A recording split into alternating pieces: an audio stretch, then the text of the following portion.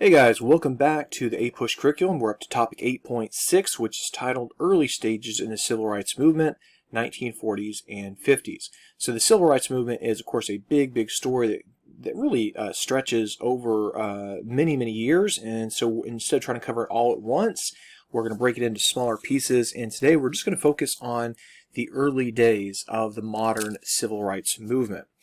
And we're going to get into some reasons why it happened and some progress that was made, but also some setbacks that were suffered during this time period, again, from 45 to about 1960. So let's get some contextualization here. Let's think about some challenges that Black Americans faced in the South, in particular, in the 1950s. And of course, the challenges were numerous. You have a situation by 1950 in which 2/3 of African Americans still live in the South, okay, and in the Deep South, in the Jim Crow controlled South, where there's deep segregation, there's all kinds of built-in barriers to Black Americans in trying to progress and get ahead.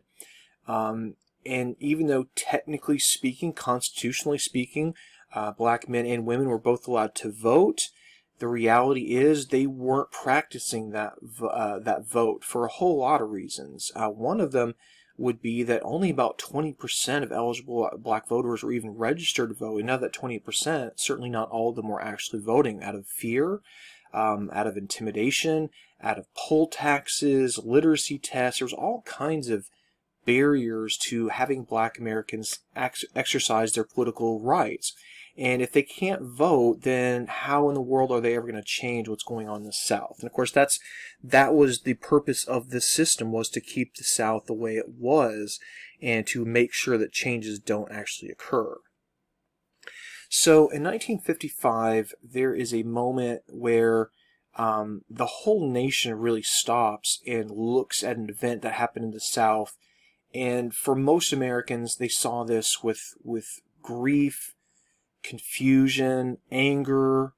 They didn't understand really what happened. And what had happened was a 14-year-old kid named Emmett Till was lynched in Mississippi. Now, a little bit of background on this. So Emmett Till was not from Mississippi. He was, I believe, from Chicago. And he was visiting some relatives down in Mississippi. And he had been told by some of his relatives, down in Mississippi that, life down here is different than it is in Chicago. And you've got to act a certain way, and you can't say and do certain things that you could do in, say, Chicago, you just can't do here in Mississippi.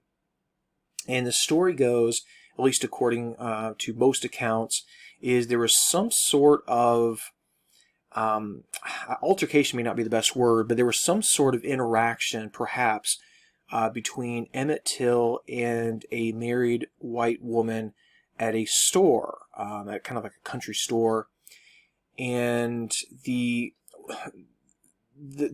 side that's going to commit this horrible crime alleged that Emmett Till had whistled at this white woman. And when the husband heard about this, that his wife had been flirted or whistled at by this young Black kid, that he decided he was going to get revenge. And so he and some of his buddies went out and they kidnapped and lynched Emmett Till. And this is something that shocked the nation. Famously, Emmett Till's mother insisted on having an open coffin for her son to show what had happened to him. It was hard because Emmett Till was disfigured from this lynching, and so this was no doubt very hard to look at. But that's what the mother wanted. She wanted the world to see what had happened to her son, and of course that son could have been anybody else's son in the Deep South. Now I want to go back real quickly here to the end of the story. So the men that carried out this murder were put on trial. But of course, it's an all-white jury, right? This is Mississippi, 1955. They were acquitted, so found not guilty. And then, knowing that they have protection against double jeopardy, that now that they've had their trial for this murder, they can't be brought up on charges again, they later admitted that they, in fact, had done this murder. So, it really symbolizes all that was wrong with Jim Crow South, the Jim Crow South, that this could happen to somebody in such a horrible way, and then there's no justice for it. Now, having said all that, while there certainly were some big challenges and some setbacks, there were also signs of progress. In 1947, Jackie Robinson famously broke baseball's color barrier. And this is a big deal because baseball, guys, in 1947 was the national sport. And for baseball to allow non-whites to play was a huge step forward. It was an admission that baseball had been on the wrong side of history by banning black players. And it really changed the game. And while Jackie Robinson certainly did get a lot of hate and a lot of abuse for this, he braved his way through it, and he paved the way for many other players to come after him. All right, the very next year, President Harry Truman does something that, again, was historical and a sign of progress. The military was finally desegregated. Now, this is something that had been sort of flirted with in the context of World War II, but FDR had been very reluctant to embrace that idea for fear of losing political power in support of white Southern Democrats, and that his New Deal and his other programs would suffer for it. So he never pushed that far for it. Instead, Harry Truman, his successor, would be the man who desegregates the U.S. military. And this is the final straw really comes from the immediate post-war era, where you have black veterans of World War II coming home and being abused and even lynched. And that was like seen as the final straw, that, we're not going to tolerate this kind of nonsense any longer. And so segregation wiped out. But you can see, you see the contrast, right? You've got this desegregation here, and then over here this headline, which is incredibly scary and awful to even think about. So you have that pushback between the two sides. All right, 1955, another major step forward. Rosa Parks, of course, I think everyone knows who she is. She was arrested for refusing to give up her seat and moving to the back of the bus for a white passenger. And her arrest is going to spark a boycott of Montgomery, Alabama city buses. And this is going to set the tone really for a lot of the civil rights movement, that there's a lot of power in refusing to give businesses your money. And if enough people gather together and refuse to patronize a business or an organization or something, that business or organization is either going to have to change their policies or go out of business. Now, two things interesting about this. Of course, you can see in the background a man we're going to talk a lot about here in a moment. The other thing I want to say about Rosa Parks is, while her story is inspiring and it's brave and all those things, she wasn't the first in Montgomery, Alabama to refuse to give up her seat. In fact, there had been well, we'll get to that in a second. Here's just a picture of her mugshot here, and there's the bus that she made history in. And you can see our former President Barack Obama there touring the bus. As I said, Rosa Parks was not the first. There was a young girl named Claudette Colvin who, back in an earlier time, a couple of years before that, had refused to give up her seat on a bus. And she didn't make history. And the reason she didn't make history the way Rosa Parks did was civil rights advocates and leaders, they wanted to put a face out there of someone who was sympathetic. Rosa Parks was, I believe, 42. She was employed. She was articulate. She looked like a good spokesperson, if you will. Claudette Colvin was a teenage mother at that, and some people thought, well, that's not really the face we want to put out there, so let's not focus on her, let's focus on Rosa Parks. All right, 1954, this is, legendary, right? This is a bedrock moment in American civil rights history. It is Brown versus Board of Education, 1954. Now recall, Plessy versus Ferguson had established this principle of segregation being basically okay as long as facilities were separate but equal. Separate but equal. That was the phrase. Brown versus Board of Education says, well, no, that's not actually real. That's not a thing. You can't do that. And their argument was separating people based on their race is inherently unequal. So even if you had, in theory, not that this was ever the case, but in theory, even if you had identical white and black schools, they had exactly the same facilities, same resources, same everything, that would still be unequal because you're separating people based on race. So Plessy versus Ferguson is thrown out, and the Supreme Court says that desegregation of schools must begin with all deliberate speed. Now here's the catch. The Supreme Court might say that, but who actually has to carry out this? And that's, of course, the executive branch with help of the legislative branch. And this is where there's going to be some problems. So even though Brown versus Board of Education that ruling is established in 1954, and they say desegregation should happen, quickly. The reality is schools in the South, particularly the Deep South, will remain segregated for another decade, sometimes even beyond that, in the South after Brown versus Board of Education. And here's why. Let's think about white Southerners in a reaction to Brown versus Board of Education. There was a huge backlash against it. Diehards were saying, we're going to pledge ourselves to massive resistance. We're going to do everything we can to stop desegregation. And one of the tactics that they took to was by literally closing down public schools altogether. In other words, rather than desegregating schools, we'll just close schools. And then what they would do is they would open private schools that only allowed white students in. So this is a way of continuing segregation without sort of desegregating public schools. We can still have our cake and eat it too, was basically their solution.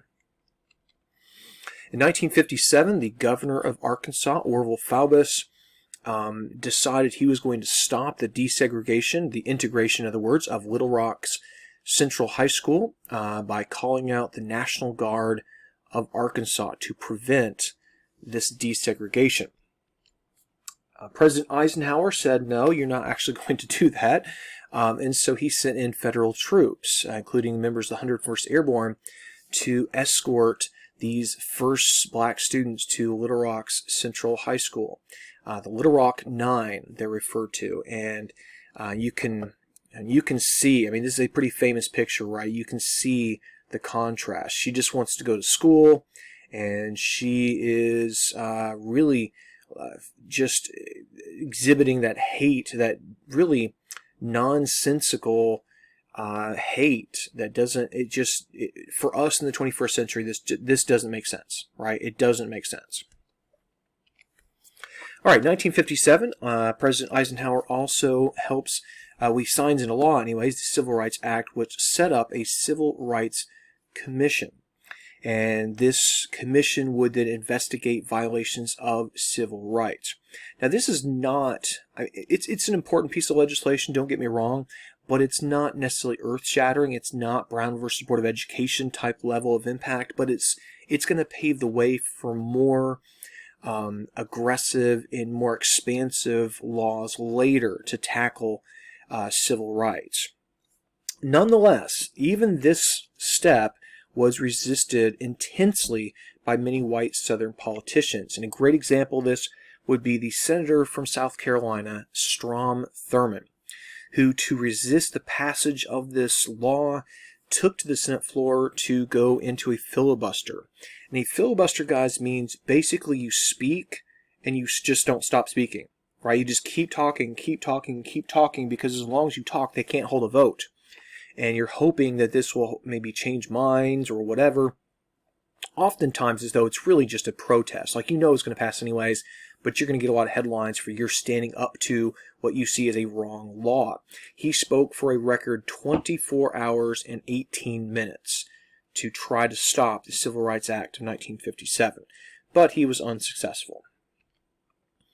And as a side note, Strom Thurmond would continue to represent South Carolina in the U.S. Senate from 1954 until his death in 2003 at the age of 100. So he had a very, very long career. And you might recognize the senator next to him.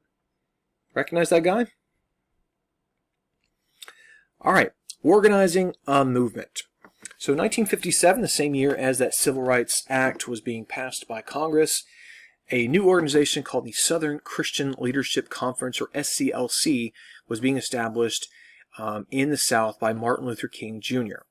And the goal of this organization was to really harness the potential political power of black churches. So remember, the 1950s was a much more religious time than today. Church attendance was much, much higher in both white and black communities, particularly in the South, than it is today.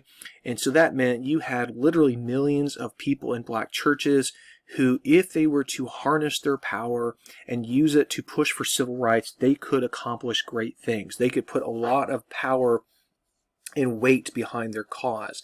And that's, again, the goal of the SCLC. Now, in 1960, we see another one of these big, important events, and it takes place in Greensboro, North Carolina, with the so-called Greensboro IV. So the Greensboro IV were 4 college students who decided to protest segregation at Woolworth's lunch counters. So let me give you just a little bit of context here. You've probably never heard of Woolworths before, but this was a business, a corporation that had stores all across America. They were small department stores, and in these stores, they usually had some sort of lunch counter, so you could go and get a hamburger and fries or a milkshake or whatever while you're shopping. Again, Woolworths were all across America. And so the Greensboro IV decide, you know what, let's go and let's just sit at the lunch counter. Now, according to the laws in Greensboro, North Carolina, they're not allowed to be served at the lunch counter because of their race. So they decide, let's stay put. Let's just refuse to leave until we're served. And this is, of course, an act of civil disobedience, right?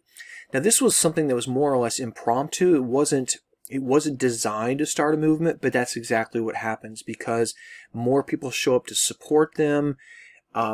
This starts to spread across the South, where there are sit-in movements all across, whether it's in Nashville or Atlanta or Raleigh or wherever, and whether it's a Woolworths or any other store, this is something that spreads like wildfire. And this is also something that generated intense dislike and backlash against it.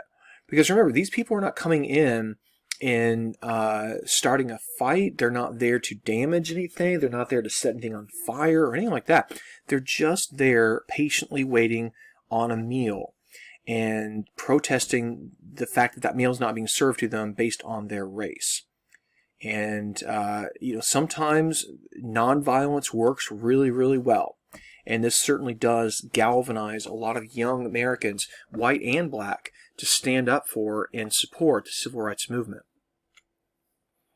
You can see just some images here.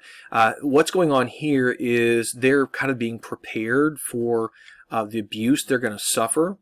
And, they're being told, you can't fight back, because if you fight back, if you use violence, it's only going to justify, in the minds of the whites, their hatred and backlash against these black activists.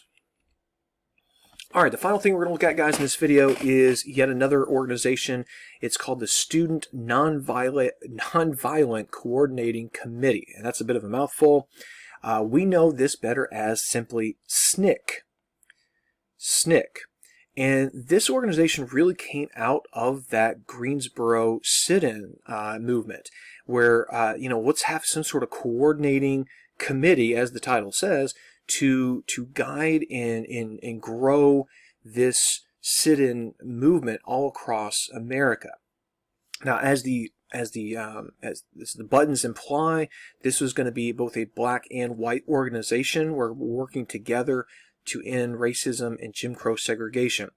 However, as a preview, something we'll look at in the 1950s, SNCC does become more radical over time, and eventually we're going to see that white members are going to be basically expelled from SNCC. But that's going to happen kind of in the late 1960s. All right, we covered a lot of ground, guys. We looked at some examples of setbacks, but also some inspiring moments of progress in the civil rights movement. And this is all really before a lot of the famous events you're more familiar with happened, because a lot of that stuff in the 60s we have yet to get to in the civil rights movement. But the events we look at today set the stage for those later events.